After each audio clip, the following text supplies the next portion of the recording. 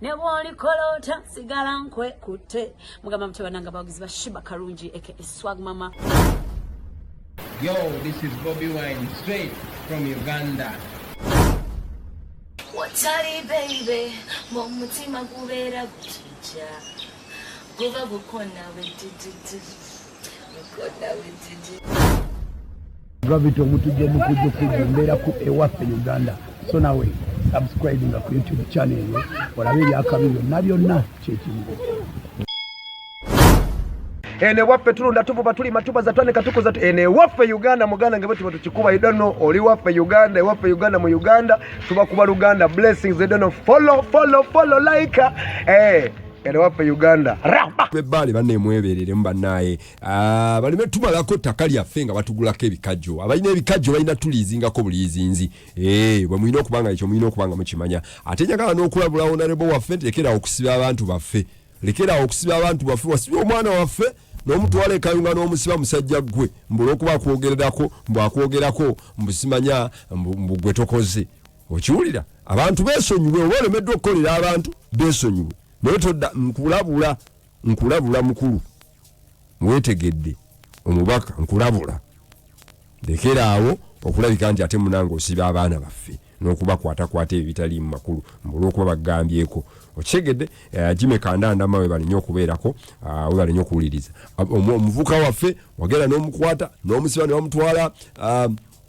bamutwala wali eri egundi ekayunga n'asula ennaku singa tetwatuba mujjayo mbula okuba gambye mutokola niba naye abantu baba baaki anyway nze kasankulabudde zanyira kwabo neffe ogezangako n'otuzanyirako ojja kuwulira ekinaava mu y'ebiraka naye nga twagala tulabike nga tuwuddisa olunaku olwaleero kuba ku Simon tulabe kubanga naye abantu beepanka pakalika nnyo yala nkubireko omu kwabo abasajja ab'amaanyi abeesimbyewoko mugenda bawulira tugenda kuwuddisa omukulu Patricko Mujjuka mumanyi Patricko oyo mumanyi abena kifuma nkimanyi kwe muli muwuliriza naye amuli omubaka wamwe nga tumuwunza nga siwe yiyo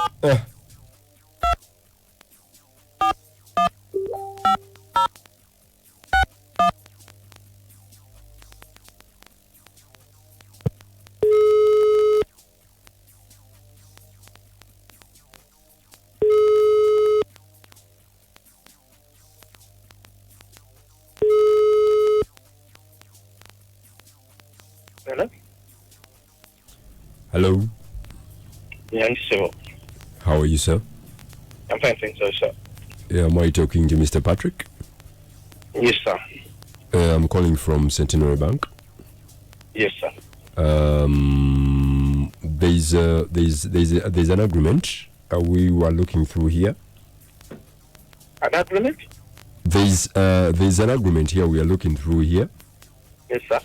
And we wanted to find out exactly if you had come up with some kind of a deal or contract. Are you contracted to Centenary Bank, Mr.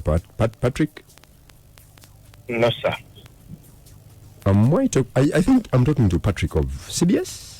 Mr. Mujjuka? Yeah. Mujjuka, sir. You're Mr. Mujjuka? Yes, sir. Okay. Have you ever been contracted to advertise with Centenary Bank? No, I've been into advertising for quite some time, so I can't easily remember. Oh, we looked at some contract here, and we thought maybe you had gone through anything like advertisement or something. So we are looking at a signature, and we are getting worried a bit if you don't know anything to do with that. Yeah, advertising? No. No? No, I don't think I'm so, but can you somehow be interested? Because we can look into this, and then can you come to our office today or Monday? Today I'm out of town. Monday? What time on Monday are we looking at? Around 10 there. 10? Yeah. Where is that? Centenary Bank, the main office. And who do I see when I come over? I'm called Mr. Jackson Sempewa. Yes, sir. And when you come to office, I'm going to give you my number. Can you get somewhere you can write it? No problem, yes, I can. Okay. It is okay. You talk to my PR and then let me give it to you. It's okay. You can write 96.3 Beat FM echintabuli ky'omuziki ne Patricko wabaaki. Patricko lwaki oyagala nnyo ebintu bya banka ne Patricko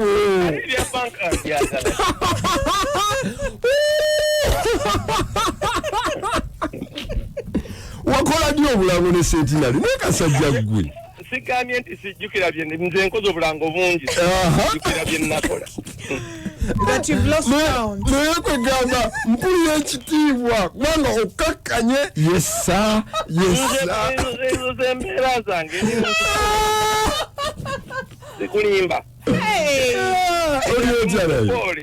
obutolaba oŋŋambye nti kompe piyarawo ngemuga kati ono kasalewo ekituufu oba yankubira oba piyara kanku. Good morning, sir. Gyebale mukama wange. Gyebale gyebaleko. Mwebale kukola sebo. Kaakati mbadde nsaba nkuweko ku muzungu ono mbuzeeko. Yanza sebo. Muzungu. Hi. Good morning, sir. How you doing today? I'm fine, thanks. My name is Elizabeth. And how is the going, sir? Mupiwe na chifuma.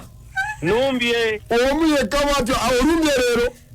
Ndimukuba ngenda sebo. Kakati ogenda wasoko tule gyogenda wati yagala abavuganya bategeere. Lusi tetwale twagala bamanye. Lusi bakimanye naye nga ngenda mukasawo. Nveyo mpiteko munamuganga. Okay. Ndowooza bujja kuba buzibye. Oba twalidde ku mwanya nti wafuuka ssemwanyi. Nzigaba mu sizoni yazo. Naye nzigaba January to January.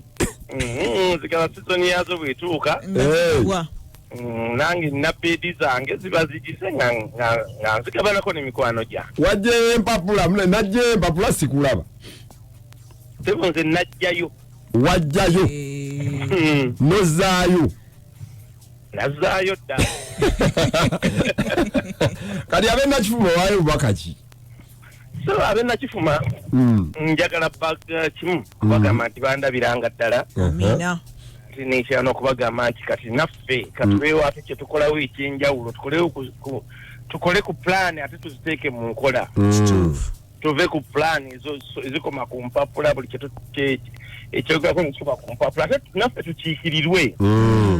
Manyi waliwo omuntu ogenda naga nti akiikiridde bantu naye nga akiikidde interest ze ng'omuntu yekka nga ye yekiikiridde era n'avaayo n'abagamba bannange ate tufune ne ku bantu abaswala omanyi kati nga ffe bagamba Patricko akola ate ekintu bwe kityo ate tulina n'abantu betugaa nti gundi anaawulira atya naye kati bw'ofuna omuntu ng'oli abadde ku bibye yeesuubulira bintu bye yeekolera bintu bye. Kati n'ab'ebbaale baŋŋambire kubanga nabo bakuwulira taata. Ab'ebbaale njagala basaba katongole omutongole bamulabirenga ddala bajja abadde nabo ebbanga ddene omusajja takyukakyuka lisitedde ate omusajja ayogera onyiwa palamenti yaffe yeetaaga abantu aboogera olaba bwe tubeerayo fembi ne kitabuka naye ate omanyi tuyinza okubeera ate nendwawo okulabako olwaki anti nze nga nzija mangu n'entuula eri kumpi gw'ojja leeti n'otuula n'emabega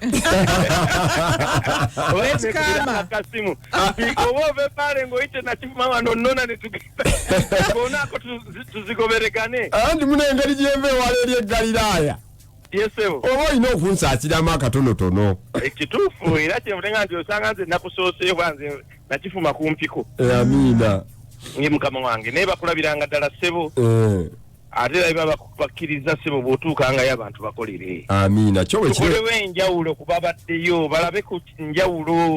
Bafune ku ssanyu. Babaka baabwe. Era naawe kye tukusaba nese obwo ogendayo ab'Ennakivuma bakolere Patricko. Andi ziri emmwanyi z'oŋŋambye.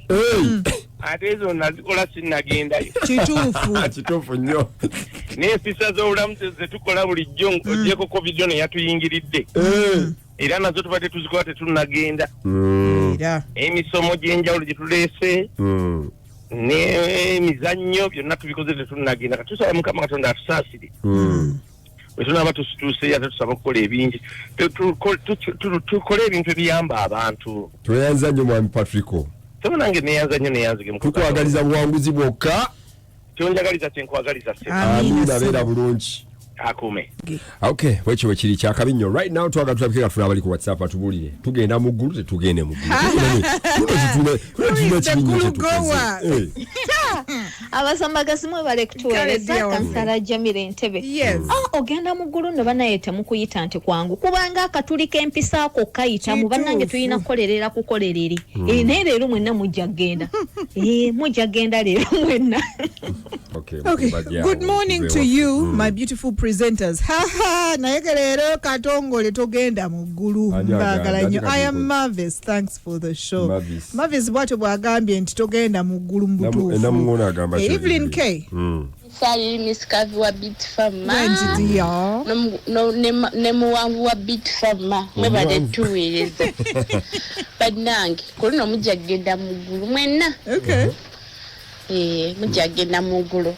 Ntumiddeko Daphne Namuŋŋona, ntumiddeko Alima, Emasanafu, Mukiga, Ekyebando, Mama Dole Kabulengwa, ne Mama Mariam. Wane Namuŋŋona. Sigadde nze Ivrinike Namuŋŋona. Nteyanziza nnyo mukwano. Mwada of UG. Omutongole MP w'ebbale mugamba mukyane Madam Sally nzimu wa Dove Uganda kansala addako kire ku zoni bweyogerere naye Katongole nga kyekibagaano genda mu ggulu gwe ne Sally ne mukeero tuweereza agenda okubeera MP waffe n'atagenda mu ggulu. Katongole olina okgenda mu ggulu ne Madam Sally alina okgenda mu ggulu. Abantu b'ebbale bugerere yonna Katongole omutongole gwe tuleesenga MP waffe mwenna Kayonza mwenna tulyese Katongole omutongole. Abantu bebweyogerere tulese mu Ward of Uganda nga kansala agenda okubeera addaku tukoyo ebigambo twagala actions mu Ward of Uganda. Kansala Jamila nkuwulidde webale okuweereza eggwanga. Mama Kulis, Mama Nam muli bakabinze mu Ward of Uganda. Thank you. Thank you very much. Honorable Katongole ne Mami Sally mbutuufu bambi mwenna mugenda mu ggulu nze Mama Haruna Ebulenga mbabuuzizaako nnyo Julie. It is. Hey Katongole mutumira atuna watongole wasuzo twoli bulungi kakati nze kumbi mwenna tewala agenda okujjako nze Julie zagenda mu ggulu Kansala Jamila kwali ya